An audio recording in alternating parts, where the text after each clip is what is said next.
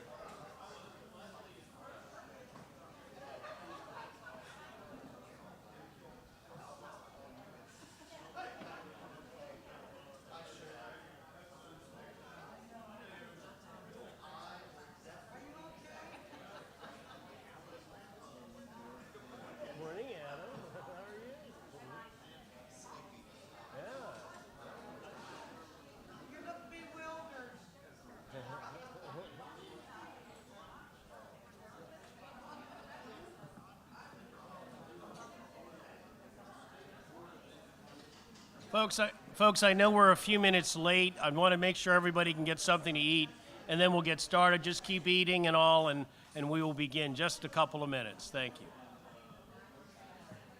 Let me turn that up.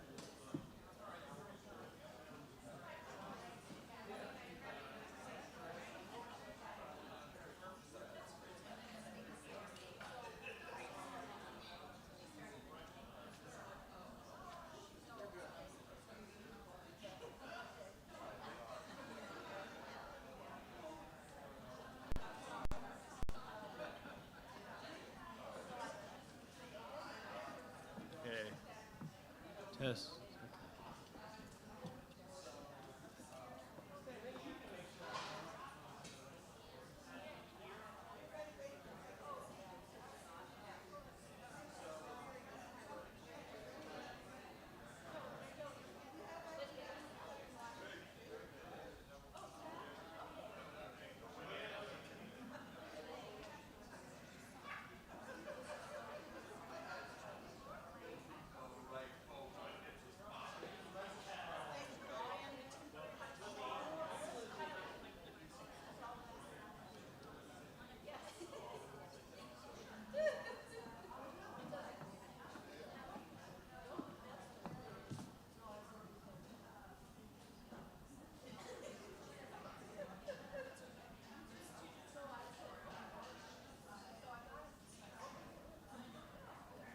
Where's our? Oh, there she is.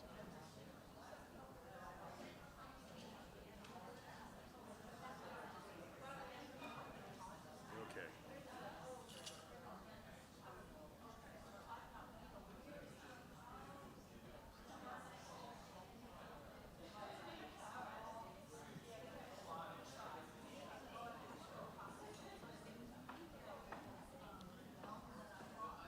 All right. Once the assistant rector is seated, we'll begin.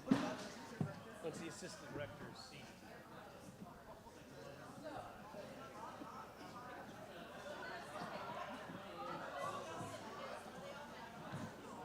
All right.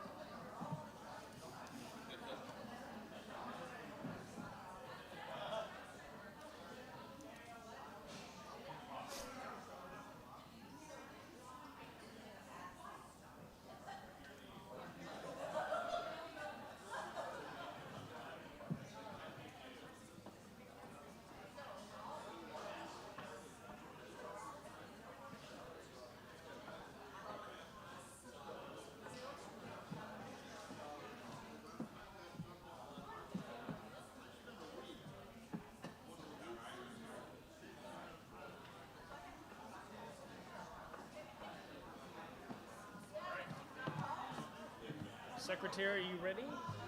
Okay. All right, here we go. The Lord be with you. Let us pray. Prayer for the parish.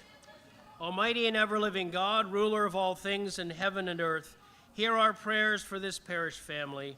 Strengthen the faithful, arouse the careless, and restore the penitent. Grant us all things necessary for our common life, and bring us all to be of one heart and mind within your holy church, through Jesus Christ our Lord. Amen. I believe, and in consultation with the secretary, that there is a quorum, and so we can begin. I would like to appoint our registrar is ringing bells over at the Presbyterian Church right now, so I am going to appoint. Oh, she is? Oh, she will be ringing bells. Okay, you're still till 10. Great. So I'm appointing Deacon Laura to be our recording secretary for this meeting. I would like to approve the minutes from the 2022 annual meeting. They are in your packet. I'd like to have a motion to approve the minutes from the last annual meeting. Is there a motion to do that? I see that from Brian. Is there a second? From Jean, sorry. All in favor of approving the minutes signify by saying aye. Aye. Oppose? Great. Thank you very much for the minutes. The next item on the agenda is the appointment of tellers. In case we have a contested election and we need to count votes, I'm appointing Bill Wyatt and Pete Evans as tellers for any any votes that any ballots we need. And between the two of them, I think you will do a very good job counting, so that's great. I call upon Jeff Cottingham, the chair of the nominating committee, to provide a report from the nominating committee.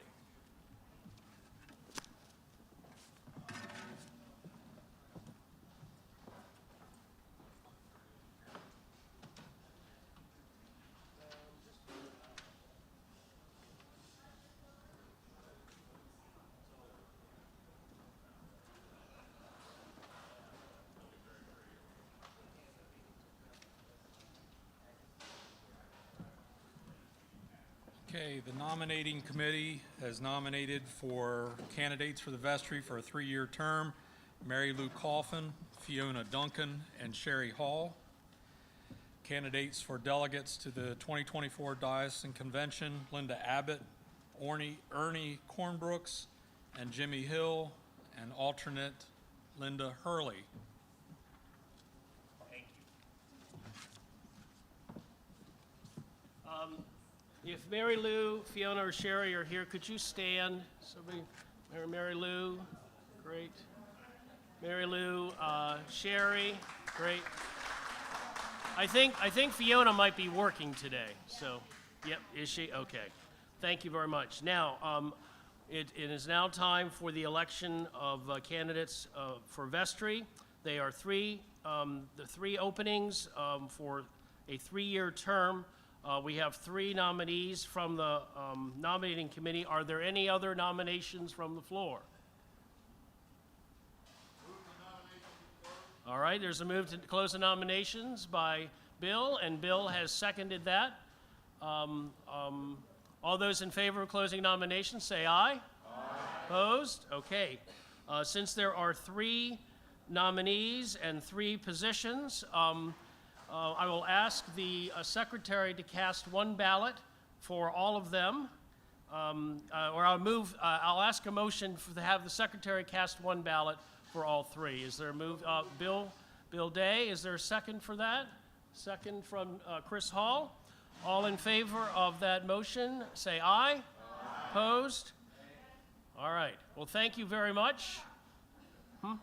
Thank you very much. Then Mary Lou Coffin, Fiona Duncan, and Sherry Hall are elected with 1 ballot. Thank you so much, and thank you, nominating committee, for that. We are now going to the candidates for delegates to the 2024 Diocesan Convention. The nominees are Linda Abbott, Ernie Cornbrooks, and Jimmy Hill. Are there any other nominees from the floor?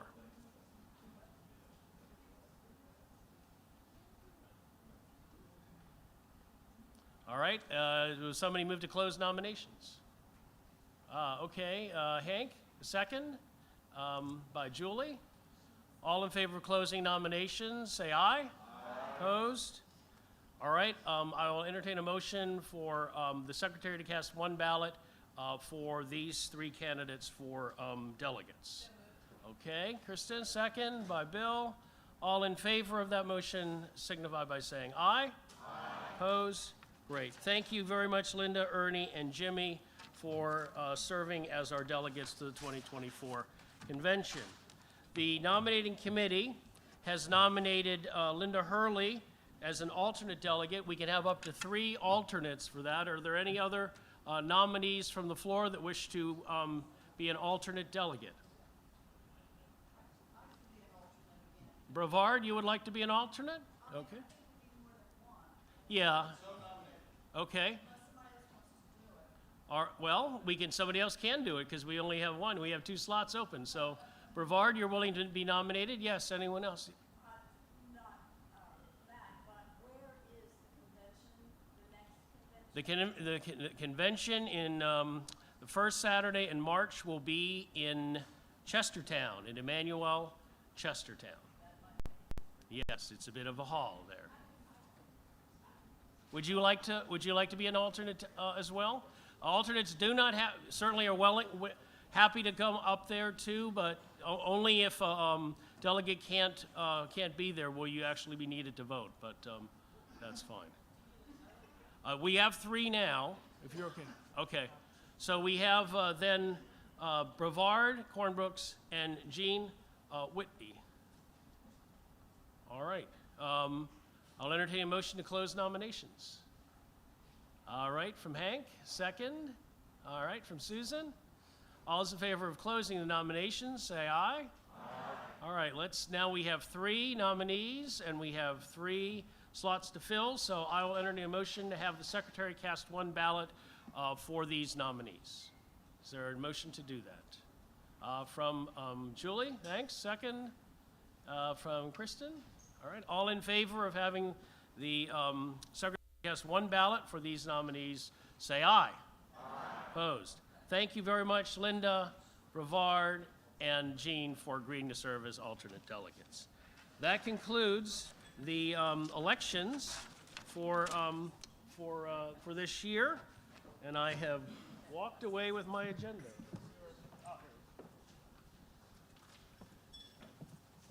And let's give a round of applause for the nominating committee for their hard work in finding these nominees.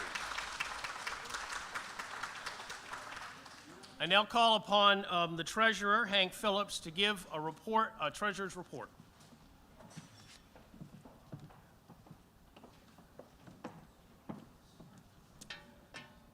You have multiple pages of numbers, and you probably haven't studied them. The Finance Committee may not even study them, but this is the year in review. It was a good year. I will direct you to the first page, which is a summary report of operations. I'm just going to talk through my comment at the bottom because that is, I think, a pretty succinct way of describing our year. Offerings and other sources exceeded budget and the prior year. All good stuff. We had only nominal use of withdrawal from endowment, and since I've been in the treasurer's seat, I have heard we don't like taking money, significant money out of endowment because we don't have a big endowment. We only used $18,000, so I feel really good about that. We did not have any, in 2022, we did not have any bump extra money from PPP or other programs, federal programs regarding the pandemic. But we had 2 years of that, 2021 and 2020. So we got through the year without either of those components or much of them. So the resultant total income was well below budget. It was because we didn't use endowment. We didn't need to. Our cash position, and I'll send you real quickly to it's a snapshot report. It's about 5 pages in.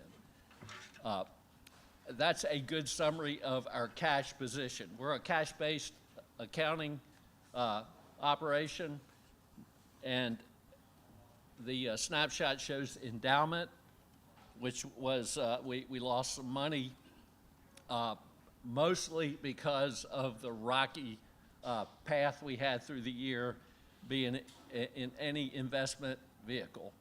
I think anybody that's invested knows you just hold on, tighten up your belt and ride it out and hope you're invested reasonably conservatively. The bank balances is where I'll draw your attention. We used, coming out of 2021, we used a surplus position to get us through without going into endowment. So that's how that worked and why we were a little bit below budget. All in all, folks, it was a really good year. I do want to make a comment about our reliance, the way we work in the Episcopal Church. We're pledge-based. So each year we have stewardship, we have a pledge drive. That's about 80% of our budget. So we get money pledged, we build our budget from that. We figure out we have that to run the operation of the church, which is overhead, staff. That's true in any business. You have people, and we get a lot done with a few people. And then we have our mission and outreach and pastoral care and the things we do as a church, which, good news, most notably from my perspective, is worship. We are coming back together. We've had a somewhat of a rebound of in church, in-person attendance. But it just costs money to run this place, as you can imagine. But anyway, give or take 80% of our operating revenue comes from pledges. And you all have been very generous, and I just want to say thank you, blessedly, thank you. Any questions for the treasurer about the report? Thank you very much. Let's give Hank a round of applause. This man does a lot of work for us, and we're in great shape because of him. After the treasurer's report, we got a copy of our parochial report that was sent to the diocese and to the national church. I'll just have that in for your information. Those are the official numbers that we send in. You can look at that at your leisure. After that comes the 2022 operating budget, and I've asked the chair of the Finance Committee, Brian Newton, to present the 2023 budget. Sorry, 23 budget.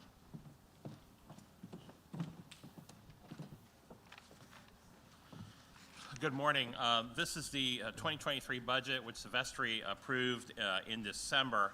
The total income that we are expecting is $537. $537. You know, sometimes it feels like that. $537,000 and $346.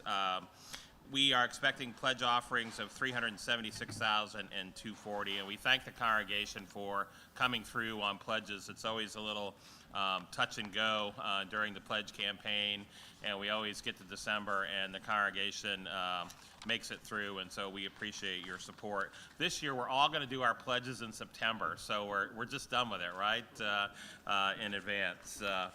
Our expenses, the church staff and the clergy did get a compensation increase, but the total expenses are $540,462. That is balanced within 1%, which is very, very good and what we require. So I know Hank wanted to make a couple comments about the budget. Hank, do you want to come up? Oh, well, see, there you go.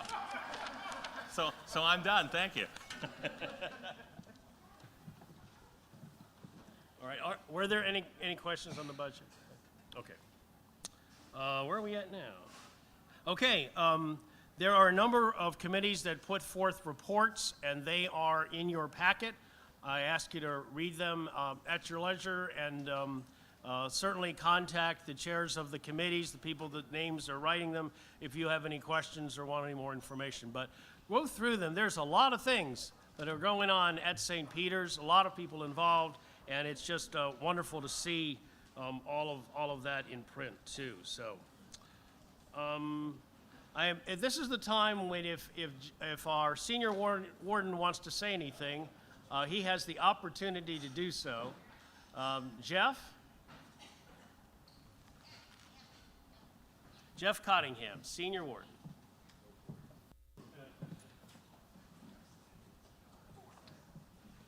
So you all know that this man was on sabbatical for 3 months, and I had the opportunity to be the senior warden during that time, and I have to say it was actually pretty fun. Thank you. And I found out that he does an awful lot of work, So if there's any way we can help him, we should always try to do that. Okay. I also want to thank the executive committee, Brian Newton, and it hurts me to say it, but Hank Phillips. I really didn't make any decisions on my own. I always consulted them, and you know, the kids have snap streaks on their Snapchat, and I'm an old guy, so I don't really do that. But I did look back through my phone, and I'm looking at the different text messages, and I had a lot of contact with those two gentlemen, especially Hank. And again, that hurt, but and we're still friends, so it's good. So I really want to thank them for helping me out during that time period, and welcome back. Thank you very much, Jeff. Thank you for all this. I just want to have a few minutes on some appreciations. Jean Whitney is completing her 3-year term on the vestry. She has been the vestry liaison for the Parsons Cemetery Advisory Committee, has been a member of the sabbatical committee during her tenure on the vestry. Jean, I want to thank you for serving on our vestry and for your wisdoms and skills that you brought to the vestry, and especially your insights as we organized that sabbatical last fall. Thank you very much, Jean, as you're retiring from the vestry. Susan Cabral, thank you for stepping in this year and filling out Teddy Stocking's vestry term. Susan had served on a previous vestry, so she came in as a veteran and went right to work. We value your experience and your knowledge of the parish and your willingness to serve. Susan was liaison to the property committee, served very well in that capacity. Thank you, Susan, for stepping in and giving of your time and talents this year. Thank you. Fiona Duncan, who had agreed to serve out the remainder of Bothwell Lee's term when he resigned in the fall, and she is liking the vestry so much that she's agreed to be nominated for a full term by the nominating committee and continue to serve. She is, like a lot of younger people here, having to work on Sundays, and so she's not here with us today, but I am very pleased that she is serving with us. She has lowered the average age of the vestry by 10 to 20 years. And it's great having a young person as part of our leadership team. I'm looking forward to working with her. Yeah. And I'd also like to thank our senior warden, Jeff Cottingham, who extended his vestry term by taking over senior warden when Teddy left for Nevada last June. He has been so instrumental in the smooth operations of the church during and after my sabbatical. He's going to continue his term a little longer while we continue our search for a new warden. Announcement I hope to make in a month's time. Please give Jeff a round of applause to show our appreciation of his dedication.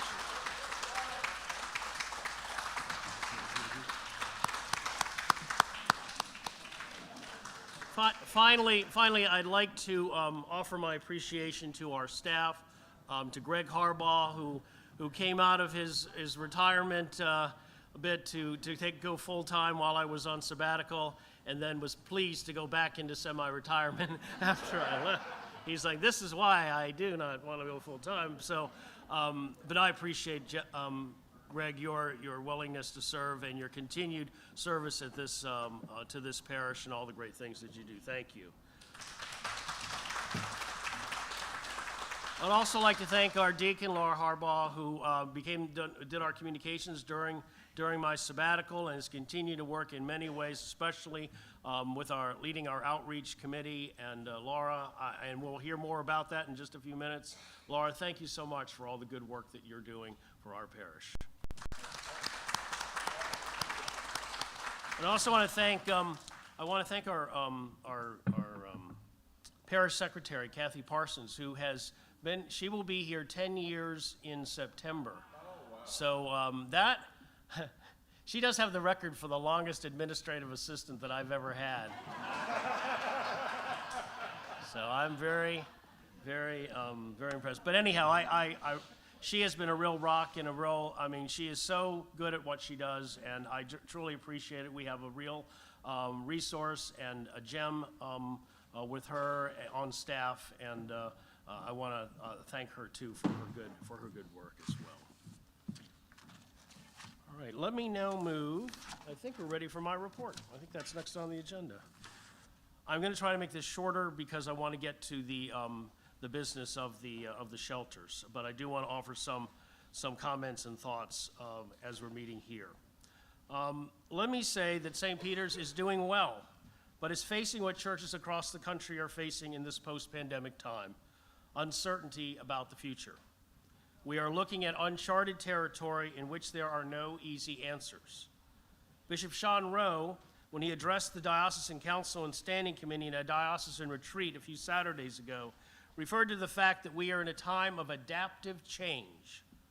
We don't know the answers to issues we are confronting, that are confronting the church in this post-pandemic world.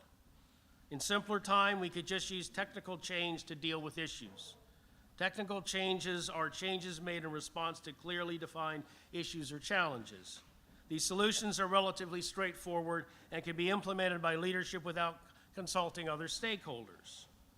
For example, we have an influx of children in Sunday school. In the past, we just implement a program to take care of that. Easy technical solution. Churches in the past had different programs that could be rolled out for clearly defined issues. But yesterday's solutions aren't working for today and tomorrow's church. We simply don't have the answers. What we need to be doing, Bishop Rowe advises, is to engage in adaptive change involving many more people.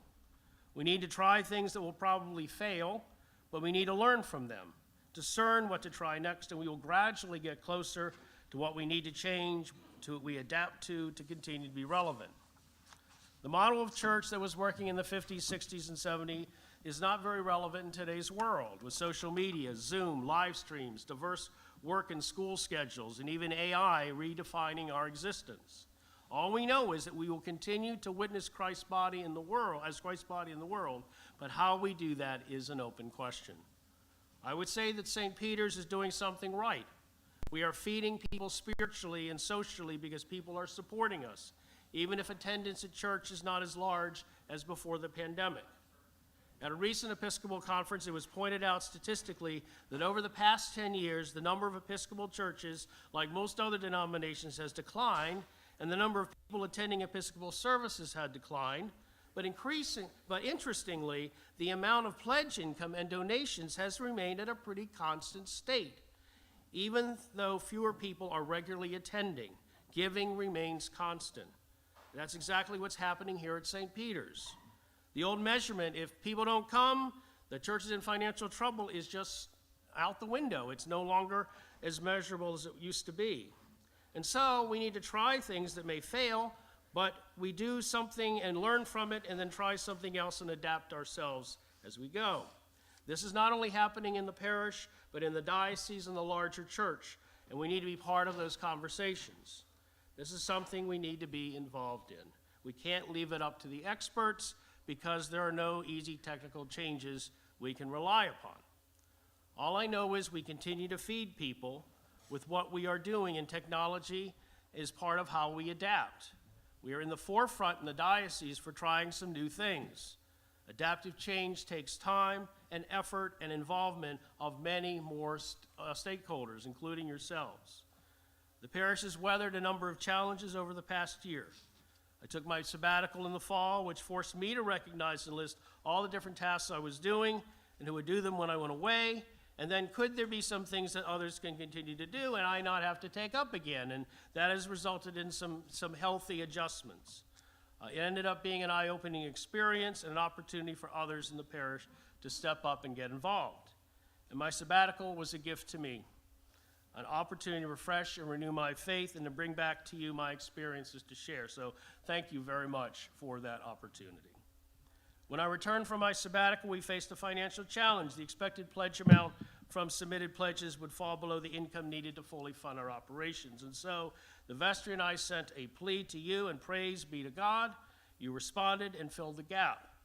We have had some deaths, and we have some parishioners moving away in the past few months, which is going to affect our pledges. So we're going to need to step up to help support this church again in 2023 and fill gaps left by others. It's what we have to do. I also had to reluctantly but necessarily terminate our music director, Daniel, early this spring after some continued personnel issues, and I thank you for your support and understanding. This forced us to scale back some of our music ministry, but it did allow some creativity by our music ministries, trying some new things which we might keep doing once our next music director is hired. And speaking of that, we have received 10 applications, so the search committee is looking at right now, and I hope we can make an offer to a music director candidate around or just after Memorial Day.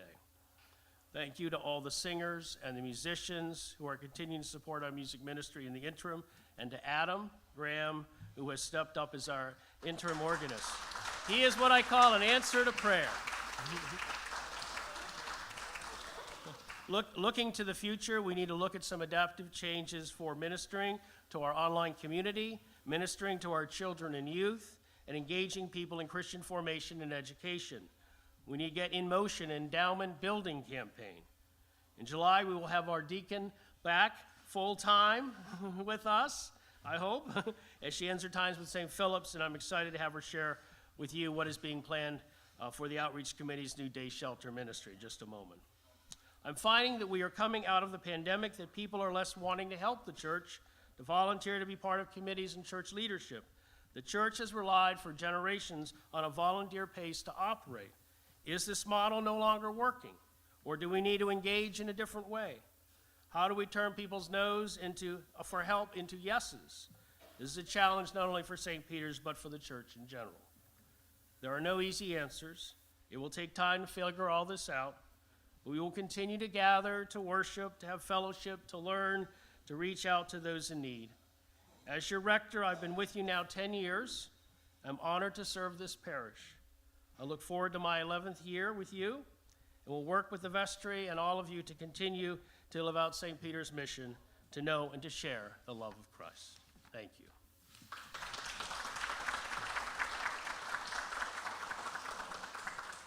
The next item on the agenda is questions for rector and vestry. Are there any people that have any questions about for the leadership team? You have a question? Yes, Jimmy.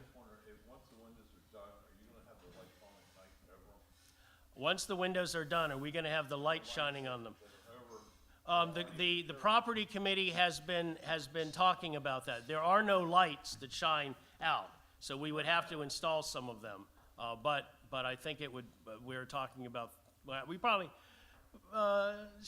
need to get an estimate on what that would be. Yeah, because I mean it is incredible. I mean, or when we go to LEDs, we can just keep them on all night long and not have to worry about it. But yeah. Yeah. One of the things that the property committee is looking at is relamping or putting new light fixtures in the church that are LEDs, which are going to be a lot cheaper to run, and they a longer life, so we're not going to be changing them every couple of years. Yeah. Mm-hmm. Okay. Yes, Bill. Would it be possible to get the minutes 2 days ahead of the meeting? These give us a chance to look through them rather than pick them up.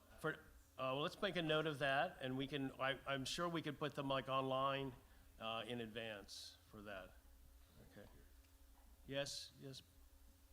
Julie. Any updates on the status of Gene Richmond and the terrible fire, and what's being done to? Status of Gene Richmond in the fire. I got an email about a day ago from Mark, her son, who he and I were high school buddies back at Y-High, and he said the latest is that they have been at the house.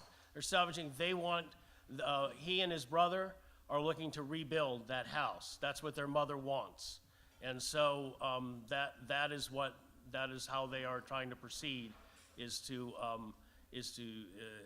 rebuild that house. And so they said at the moment they appreciate all the prayers from folks.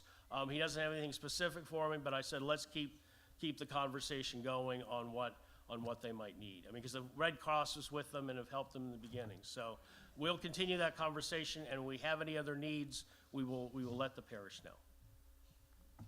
Where is that out on, it's off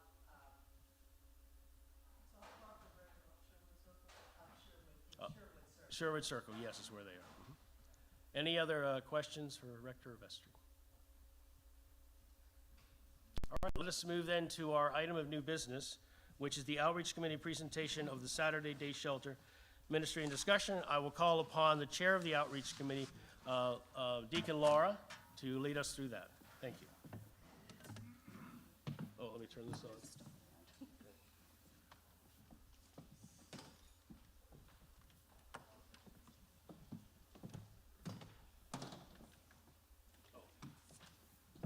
And we have a hard adjournment time of 10:30, okay? So Don't do the latest version.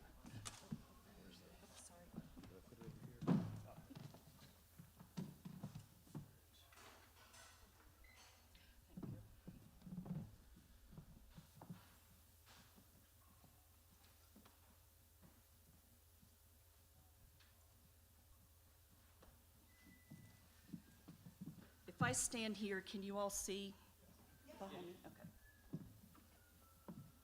Great. Thank you, Father David, for the opportunity to speak to everyone about our Saturday Day Shelter Ministry proposal.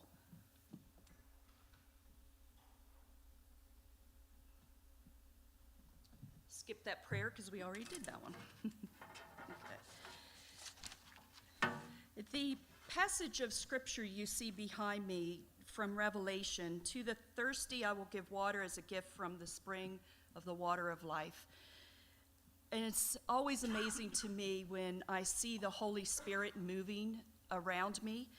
I was thinking about what scripture passage I could come up with for part of this presentation. And Father David emailed me and said that in his morning reflections, he was reflecting on the biblical use of water in springs. Water is essential for life. The Earth's surface is comprised of 71% water. There is always a need for water for cooking, for cleaning, for bathing, and drinking. Jesus is living water. This is what we can provide for the guests at our proposed Saturday Day Shelter Ministry.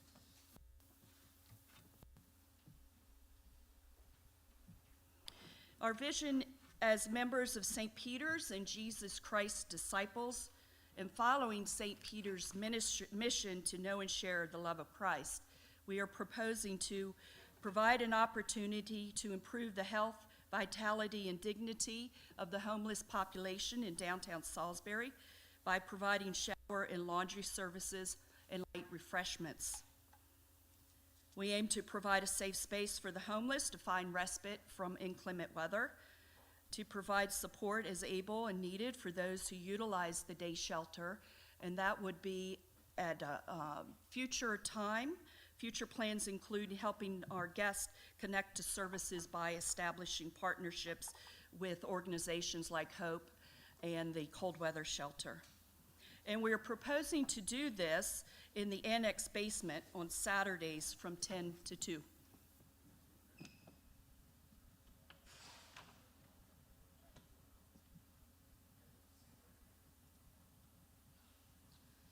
Okay, these are we are proposing to do the shelter. If you're not very familiar, can I shift this?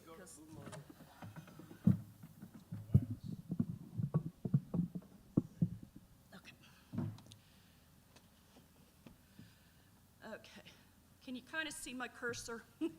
So this is the church building right here. Here's our parking lot, and this is what we call the educational annex. Sunday school and youth group meet upstairs. The front of the building, which we also is commonly known as the old City Hall building. And when you go around the corner, there's a sidewalk, there's our cute little blessing box. And then the sidewalk leads to steps that go down below grade from the upper level. So here I am standing at the top of the steps. This is a little storage shed. And then you go down steps around the corner, and here is the back of the building. So again, the Sunday school and youth group meet up here. The day shelter is proposed to be here. And these are spaces that are leased out to tenants. This is a drawing of the basement of the annex. So you can see there's a space for reception. This was an office at one point, but could be a space for the guys to wait their turn for the showers or to wash their clothes. This room was an old vault, which I understand the city police stored their weapons and munitions. So it's in concrete. Can't move it. This would be access. These are steps that go into the main part of the building. This is a mechanical room where the geothermal mechanics are. That building is heated and cooled by a geothermal system. This was probably just a little office, but there's a sink and a refrigerator and some geothermal equipment right here in the corner. This is a proposed laundry room. And there's also cabinet space and a counter that we could use to fold clothes and so forth, and for supplies. And then, oops, oh, I'm making it better. All right. This space here, this is a single bathroom with toilet and sink. There are 2 showers in this L-shaped space, and then commode and sink. Here's the front of the building, West Church Street. So some people might wonder why this ministry here at St. Peter's. Well, because Jesus asked us to care for the poor, and also we are reminded of that command to care for the poor and others in our scripture and liturgy. When I was ordained as a deacon, I knew that my role was to share the needs and concerns of the people in the community. The role of the laity, according to the Catechism, is to represent Christ in church and his church, bear witness to him, and to carry on Christ's work of reconciliation of the world. All the ministries within a church have a role. And then whenever there's a baptism, we have an opportunity to renew our baptism, our vows. And when the celebrant asks, will you seek and serve Christ in all persons, loving your neighbor as yourself, we say we will. Our neighbor is the homeless folks in downtown Salisbury. Here's some statistics. According to the City of Baltimore's website, which included point-in-time information from 2022, the point-in-time count is done by municipalities like Salisbury, where they go out one day, the end of January, and literally count heads. So people who are living in shelters or living in their car or under bridges or in tents are all included in this data. It's sent to the state and is compiled. So for 2022, for the Tri-County area, there showed a count of 237 homeless individuals as compared to 210 in 2020 and 292 in 2018. The 2019 count was not done because of COVID. And also in the 2022 timeframe in our area, there are 39 people chronically homeless, 198 non-chronically homeless, which means these are the folks who are long-term prefer to live outside or prefer to not be in a shelter, and non-chronically homeless are everybody else. There's a lack of affordable housing in Salisbury. I don't know about you, but I cannot afford a 1-bedroom apartment for $1,000 or more. And St. Peter's is the only church in downtown Salisbury footprint. So what about the current shelters? There are some in the Tri-County area. This graphic on the left is a snapshot of beds available at these individual shelters. This is as of April 19th. The data comes out every day. It has not changed. There are 0 beds available in the shelters. So there are a total of 187 shelter beds in the Tri-County area for 237 individuals. And it's important to note that the cold weather shelter closed last Saturday, so a week ago. There are about 25 more people out on the streets. These are definitions of homelessness that I got through the Homeless Alliance for the Lower Eastern Shore, as was the graphic I just showed you. I receive emails from them every day. So there are 4 categories of homelessness: those who literally are homeless, living in their cars, living in tents under the bridge; those who are at imminent risk of homelessness; This could be because of loss of job, or their spouse died and they were the breadwinner, or extraordinary medical expenses. Homeless under other federal statutes, so the youth are included in this figure. It is nice to note that the Phoenix Youth Project recently opened a shelter just for youth called Our Spot Youth Shelter. I don't know how many beds are available. They just opened, and they also are not broadcasting where the shelter is because escaping hardship from their families. And then also women and children attempting to flee domestic violence. But when you take out the government definition of homeless, who are the homeless?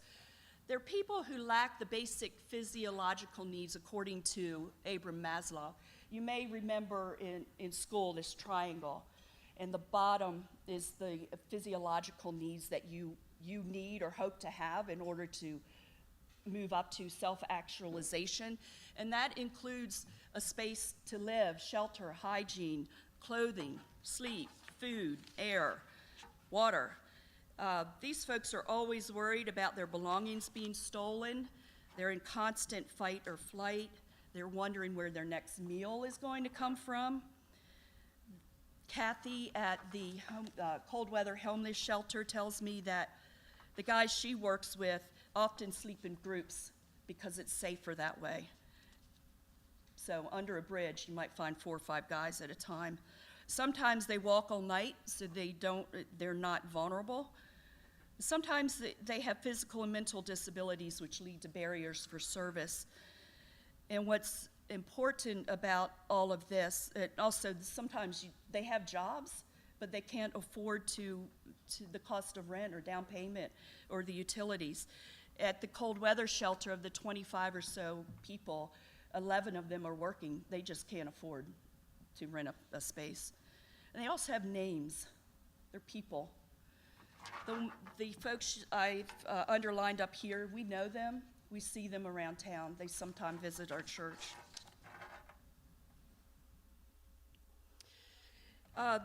This vision for a day shelter did not just come up overnight. We spent over a year investigating, visiting other homeless shelters in the diocese, talking to people who work with the homeless, and trying to find out what services are available and where there are blanks.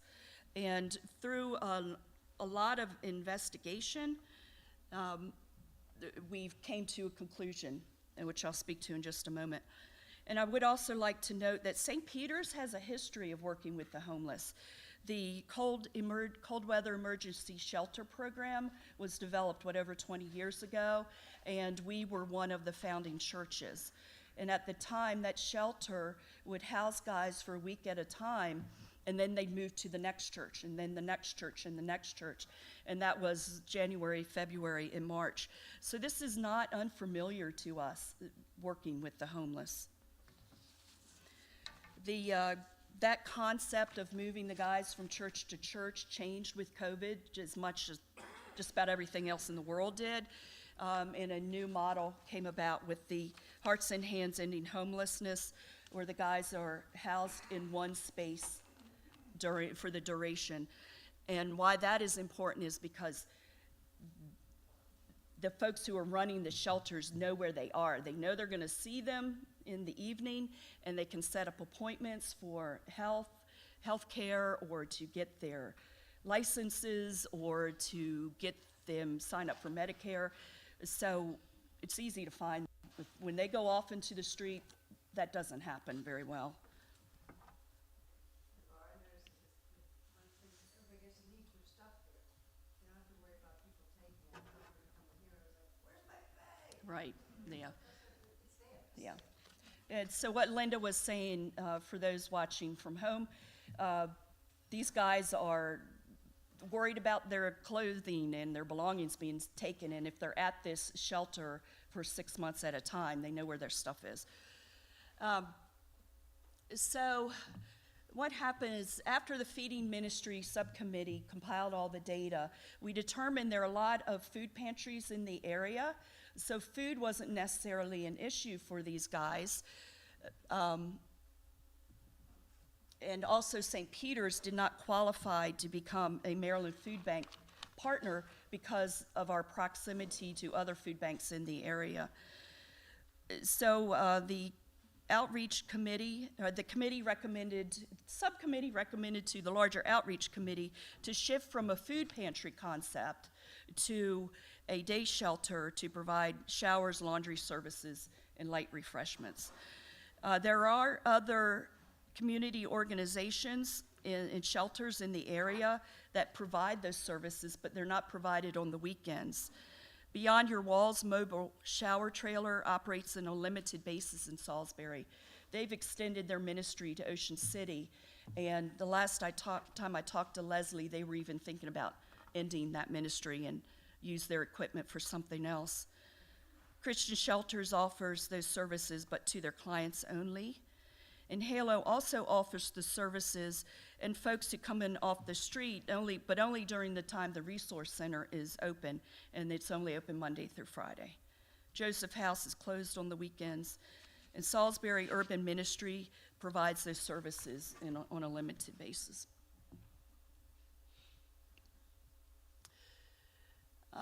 In late February, on behalf of the Outreach Committee, I submitted a grant application to the Diocesan Fund for Church Initiatives Grant Program, requesting $5,000 in startup money, and we received the grant. So with the grant plus individual gifts of $3,500 and our budgeted amount for new ministries of $2,500, we have $11,000 in seed money right now. And then after the convention, Linda and Abin and I were pretty involved with that, so we were focused on the convention. Once that ended, we started to try to get estimates from plumbing, electrical, door, and security. Ran into some problems with getting appointments, but also we ran into a problem with the room where we thought we wanted to put the washers and dryers, which I will speak to in just a moment. Met with the property committee, and it just so happened that the day that Hancock was in the space looking at the room we wanted to put the washers, there was a leak in one of the geothermal pumps, and it partially flooded the space. Water seeped out into the rest of the building. Sean got somebody to come and pump out the water and remove all the damaged flooring, which was carpet.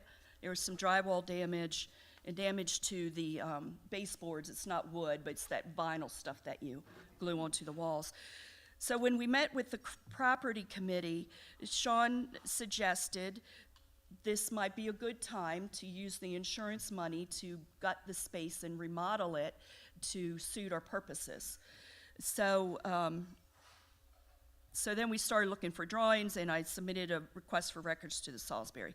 When I met with the outreach committee, they recommended to present a motion to the vestry to approve the day shelter, but when I met with the vestry, after hearing everything that I just described to you, they elected to table the decision until a future time. We are going to meet in May, and they asked for us to collect more financial and programmatic data to present to them in May. And that's what I'm calling the original plan versus the remodel plan. So, with all that in mind, back to this schematic. What I ran into, or what Hancock noticed, is this wall right here is concrete block. There's water access on this side, but without knowing where the lines are, they would just be going through a fishing exhibition. Floors, I imagine, are also concrete. And his comment to me was, how much money do you want to put into this? And said, ooh. So this is just tentative. These are just my thoughts. Members of the outreach committee are going to be meeting on Wednesday to look at the space and come up with ideas for how we might want to remodel it. So I'm thinking maybe this laundry room could go here. This is a geothermal water, I don't know what you call it, look, there's water access here. And even though the vault is lined with concrete, there's a facade wall right there with drywall. I don't know if they can get access to the lines or not. That's going to require Hancock coming back in. And then possibly moving the refrigerator and getting a stove for this room, and it can become a multi-purpose room. And then I have no clue what to do with this room because I'm not an architect. It would be lovely if this toilet can have a shower and this toilet can have a shower, so we can have two guys showering at the same time. Okay. And then we can make this a janitor room. So next steps are to obtain all the estimates that we weren't able to get yet. We're waiting for one for the door. And so obtaining the estimates, provide an updated budget to the vestry after we get all these figures, obtain the insurance company payment. Actually, that should go in the remodel plan, sorry about that. No, actually we would, because we would be just repairing what the water damaged. And then engage the vendors and wait for it to complete. And the remodel plan is going to take a little bit more time because we're going to have to come up with a rough drawing of what we think the remodel would look like, and then the property committee can meet with architects to do what they do. And then as all this is going on, we ask for feedback and address concerns of the congregation, do the same with the tenants and the neighboring businesses and tenants. Seek funding through grant opportunities, corporate and individual partnerships, work on the policy and procedural manuals, purchase supplies and equipment, train volunteers, and wait to open. So that's a lot of information. It's a lot of information. So at this time, I invite your questions, comments, concerns.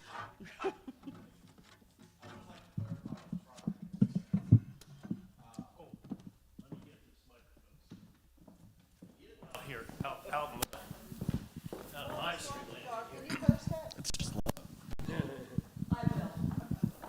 So what the property, It's going on the live stream, not here.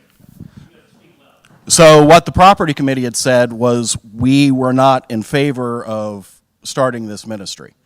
We thought that there were a bunch of other ministries, as Laura pointed out, that are doing the similar thing, but not fully funded, and it would be a better use of resources to partner with one of them to try to assist it somewhere else and look at some other use for that space. We also have a long history of helping out kids, so there are other ministries that are floating around out there as well. That being said, we did say that if this was something that the congregation was on board with and wanted to volunteer and didn't have any concerns, then we should look at doing it correctly and getting that space suitable for the ministry. Thank you, Sean. Other comments? Yes, Sherry. Oops, excuse me. This microphone is for the live stream. Yep. Would this just be manned voluntarily, or how would it be run? How will there be volunteers? Go ahead. Yeah.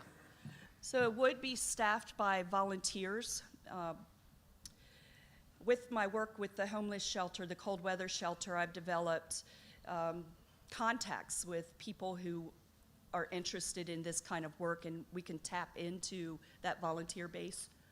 We're thinking it would be staffed by volunteers, 3 people with at least 1 man present at all times. And then what would the training be involved in these volunteers? Because they're connected to our church, so there would have to be some kind of when we're working with the youth, for instance, but it would be different because it's adults, but what kind of training, that's another piece. And then my other question is about keeping these facilities clean. How is that going to be done?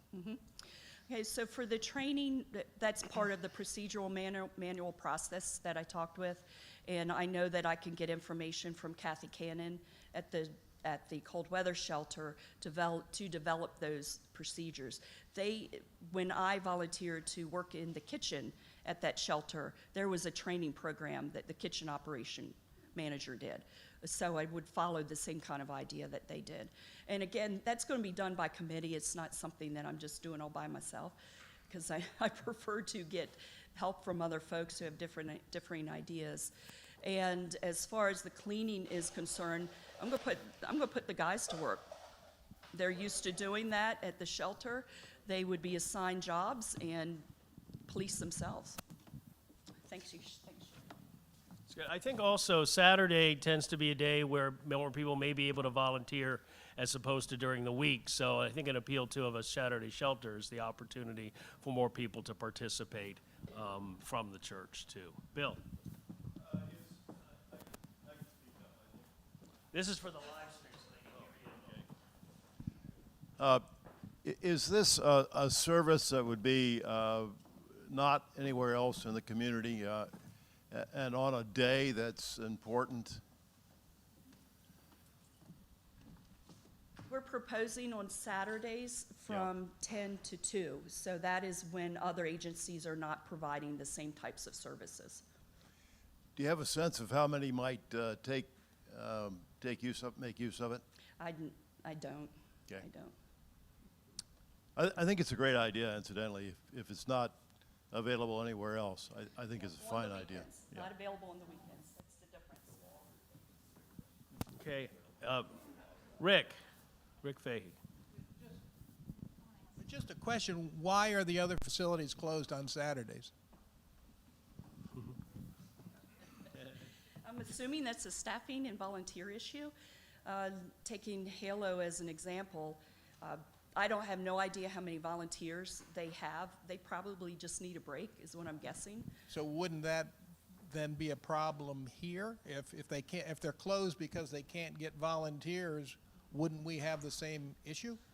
Well, that's a possibility, but my sense is that the folks who volunteered at the cold weather shelter are not the same people that are necessarily volunteering at Halo, so it's a different group of people. I have a question also. Without seeing a feasibility study that talks about how much it's actually going to cost, do we know?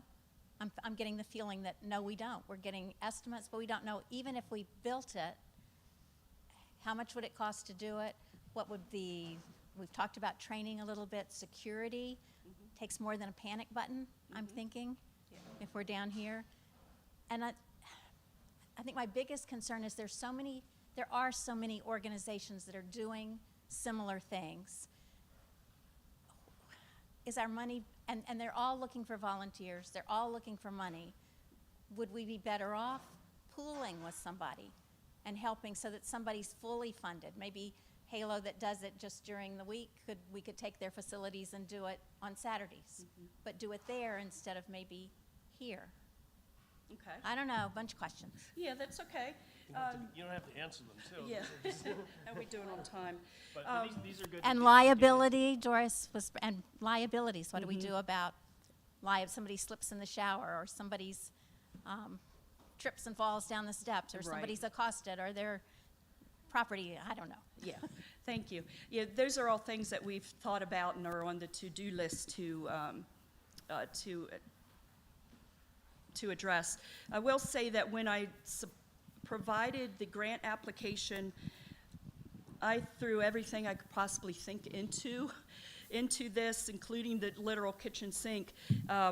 We were looking at the time, without having, this included all the equipment and the supplies, but not knowing what the cost was going to be for the plumbing, or what it was going to cost to put in security cameras and a panic button, or what it would cost to change the electrical to 220. We were at $7,400 before all of that. Startup costs. And I was estimating an operating budget beginning in 2024, which would not include all those startup costs, at about $8,800 a year. I think Julie's got the. I may too. The vestry has tabled this because that kind of information has not yet been computed. And so those are some things that are going to need to be answered before we have a green light on this. But I thought it was important that the parish hear where we are now, rather than waiting until we get everything. And we will get back to you with everything, but I think it's important that you just hear this, but the vestry knows that there are unanswered questions, and the same questions you're asking are the ones that were being asked at the vestry.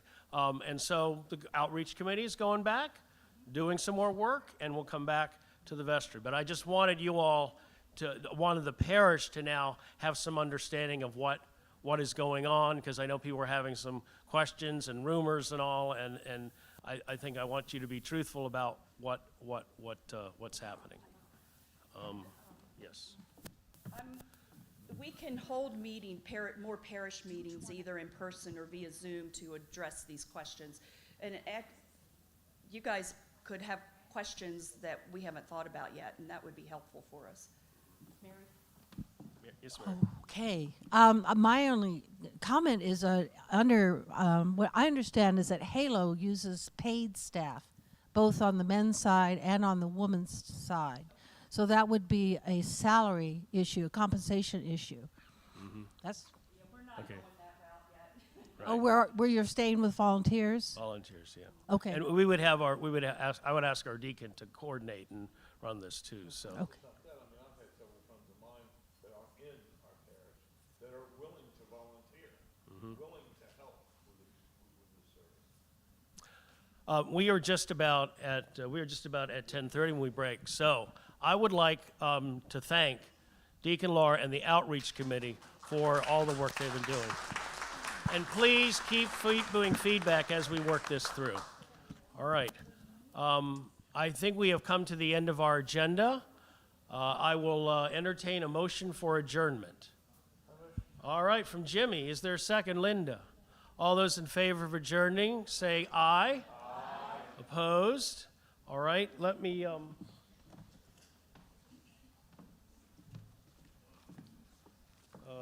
get a quick. The Lord be with you. The Lord bless you and keep you. The Lord make his face to shine upon you and be gracious to you. The Lord lift up his countenance upon you and give you peace. Amen. Amen. We are adjourned. Thank you all very much for coming.